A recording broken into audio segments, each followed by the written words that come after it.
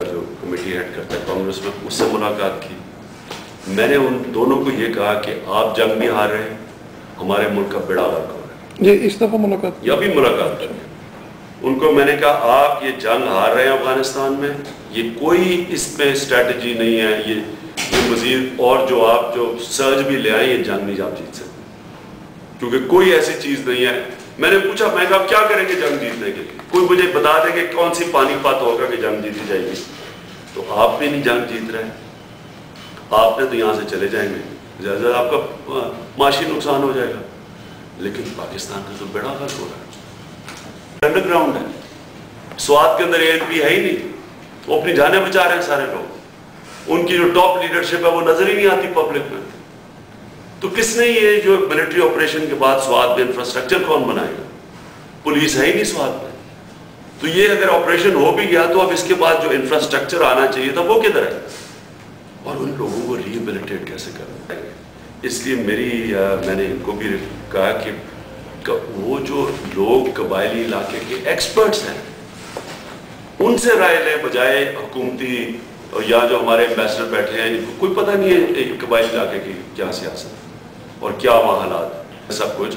ان expert سے ہم نے کہا سیمینار میں کہ ان کی سب کی یہ کنکلوژن تھی کہ جب تک امریکہ افغانستان میں پاکستان میں امن نہیں آنے لگا، اور انہوں نے سب نے یہ کہا کہ یہ ملٹری آپریشنز معاملہ اور بگاڑ رہے ہیں بجائے معاملہ حل کرنے کے لیے۔ اس سے بڑھ رہی ہے یہ جو انتہا پسندی ہے پاکستان میں بڑھ رہی ہے۔ تو یہ 2005 سے پہلے تو کوئی ملیٹنٹ طالبان تھا ہی نہیں پاکستان میں، تو یہ ملٹری آپریشن نہیں پیدا کیے، یہ انڈے دیے 30۔ تو اور مزید آپ جب وزیرستان میں جا رہے ہیں، یہ میں سمجھتا ہوں کہ ایک بڑی نااہل لیڈرشپ ہے، اور مجھے افسوس سے یہ بھی کہنا پڑتا ہے کہ اپنے لوگوں کے خون پہ ڈالرز بنا رہی ہے۔ تو ان کے تھنک ٹینکس کو کم از کم یہ تو سمجھا سکتے ہیں کہ یہ ان کے انٹرسٹ میں نہیں ہے، کیونکہ ان کو یہ غلط فہمی ہوئی ہے کہ یہ جنگ کسی طرح جیتی جائے گی۔ یہ جنگ نہیں جیتی جائے گی، یہ ان کے اپنے آپ لوگ کہہ رہے ہیں، تو ان کے انٹرسٹ میں بھی نہیں۔ ان کا مہینے کا خرچہ افغانستان میں کم از کم $3 ارب ہے مہینے کا۔ تو ان کے جو حالات آگے آ رہے ہیں اور ان کی جو اکانومی کے حالات ہیں، یہ سسٹین نہیں کر سکتے، یہ جنگ نہیں جیت سکتے، ان کو بھی سمجھ آتی جا رہی ہے۔ تو اگر یہ ان کے انٹرسٹ میں بھی نہیں ہے اور وہ سارا نزلہ ہمارے پہ گرا رہے ہیں کہ جناب ساری سینٹر آف ٹیررزم پاکستان ہے، تو کیا ہم اپنا پوائنٹ آف ویو بھی ڈال کے اور یہ نہ کہیں گے کہ ہم دونوں کے انٹرسٹ میں ہی نہیں ہے، تو ایک ڈفرینٹ اسٹریٹجی ہو، یہ سیل کر سکتی ہے۔ اگر تو ان کا انٹرسٹ کوئی اور ہمارا انٹرسٹ اور کچھ ہو، پھر آپ ٹھیک کہہ رہے ہیں، پھر تو ہم پاکستان میں بیٹھ کے اپنے آپ کو تیاری کریں۔ لیکن اگر دونوں کے انٹرسٹ میں نہیں ہے، اور یہ میں سمجھتا ہوں کہ یہ جو اگر اس وقت پاکستان میں ایک صحیح حکومت ہوتی تو وہ بھی کنونس کر چکی ہوتی۔ بدقسمتی سے جب آپ اپنے ملک میں اصلاحات کریں نا، اپنی گورننس سسٹم ٹھیک نہ کریں، خود آپ ٹیکس نہ دیں، پیسہ آپ کا سارا باہر بینک اکاؤنٹوں میں پڑا ہو، اور اب خرچے آپ کے آسمانوں پہ ہوں، آمدنی بڑھ نہ رہی ہو، تو پھر آپ ڈالرز کمانے کے لیے اپنے لوگوں کا خون بھی کرنے کے لیے تیار ہو سکتے ہیں۔ تو میں تو یہ سمجھ رہا ہوں کہ یہ جو حکومت ہے یہ اس جنگ کا فائدہ اٹھا رہی ہے ڈالرز بنانے کے لیے، جیسے کہ مشرف کر رہا۔ اب مجھے یہ کہ اگر طالبان کی آئیڈیالوجی سے خطرہ تھا تو جب وہ پاور میں تھے افغانستان میں، تب کیوں نہیں آئیڈیالوجی پاکستان آئی؟ 2001 سے 1 تک تھے، 96 سے لے کے، کیوں نہیں قبائلی علاقے میں کم از کم آ جانا چاہیے؟ طالبانائزیشن کیوں نہیں ہوئی تھا؟ کیونکہ یہ آئیڈیالوجیکل موومنٹ نہیں ہے، یہ پولیٹیکل موومنٹ ہے، یہ ان کی انویژن کی وجہ سے پیداوار ہے۔ آئیڈیالوجیکل، اگر یہ آئیڈیالوجیکل ہو تو اس کا حل ماڈریٹ اسلام میں، جو مشرف کہتا تھا انلائٹنڈ ماڈریشن، لیکن اگر پولیٹیکل ہے تو اس کا حل پالیٹکس میں ہے۔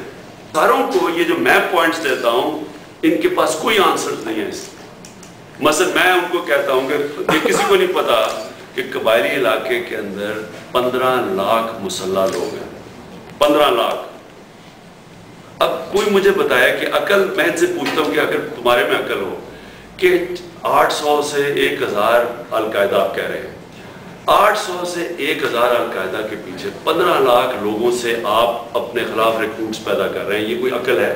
کہ پہلے میں الیکشن لڑی تو میرے خلاف سب سے تگڑی کیمپین کیا ہوئی کہ جناب عمران خان یہودی لابی کا حصہ ہے، کہ میں جی یہودی میرے ذریعے پاکستان کو فتح کرنے کے لگے. یہ پہلی کیمپین میرے خلاف چلی.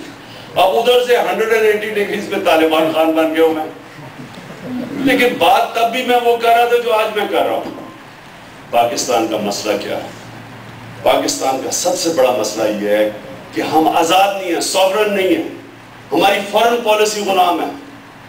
یہ سب سے نمبر 1 چیز ہے کہ ایک ملک جب تک آزاد فیصلے نہیں کرتا وہ یہی حرکتیں کرے گا جو آج ہم کر رہے ہیں کہ جنگ کسی کی ہے, جنگ ہم نے اپنی بنا لی. نہیں جی, ہماری جنگ ہے. ہماری جنگ اگر ہوتی تو پہلے کدھر تھے یہ جو انتہا پسند ہو, کتنے خود کو کرنے دے رہے. یہ ایک جھوٹ بولنا, دھوکہ دینا. اچھا, لبرل آج کل کس سے کہلایا جاتا ہے؟ جو امریکہ کا وفادار غلام ہو, جو ان کی باتیں کرتا ہے وہ آج لبرل بن گیا ہے. ہماری طرح کے لوگوں کو انہوں نے کہتے ہیں انتہا پسند ہے.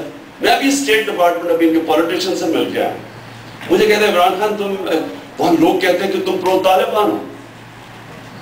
میں نے کہا 30 گروپ ہیں, بتا دیں کس گروپ, کیونکہ مجھے تو یہ نہیں پتا کہ گروپ کا فلسفہ کیا ہے, کون سے گروپ کے ساتھ ہوں میں. اگر ہم ملٹری آپریشن کی خلاف بول رہے ہیں تو میں آج آپ یہ کہوں, میں کبھی میں اپنے لوگوں کے خلاف ملٹری آپریشن کی حمایت کر ہی نہیں سکتا. جب بھی آپ فوج کو شہری علاقے میں بھیجیں گے, یہ ناممکن ہے کہ وہ فوج عام شہریوں کے قتل عام نہ کرے. فوج کی ٹریننگ ہی نہیں ہے شہری علاقوں میں لڑنے کی. فوج کی ٹریننگ فوجوں سے لڑنے کے لیے ہے. اس لیے کوئی مہذب معاشرہ فوج کا استعمال اپنے لوگوں کے خلاف کبھی نہیں کرتا. بالکل فوجی کی ٹریننگ ہی نہیں ہے کہ اور مسئلے حل کرے سوائے بندوق کے ذریعے. اس کو ٹریننگ ہی نہیں ہے. اس لیے چرچل نے کہا تھا کہ war is too serious a business for generals. خود انتہا پسندی اپنے ملک میں بڑھائی. ظلم اور ناانصافی آپ لوگوں پہ کریں, انتہا پسندی بڑھ جائے گی. آپ انسان ہیں لوگ, یہ جو بھی لڑ رہے ہیں یہ انسان ہے. پوچھو تو صحیح کہ کیوں اپنے اوپر بم مار کے کیوں اپنے آپ کو اڑا رہے ہیں؟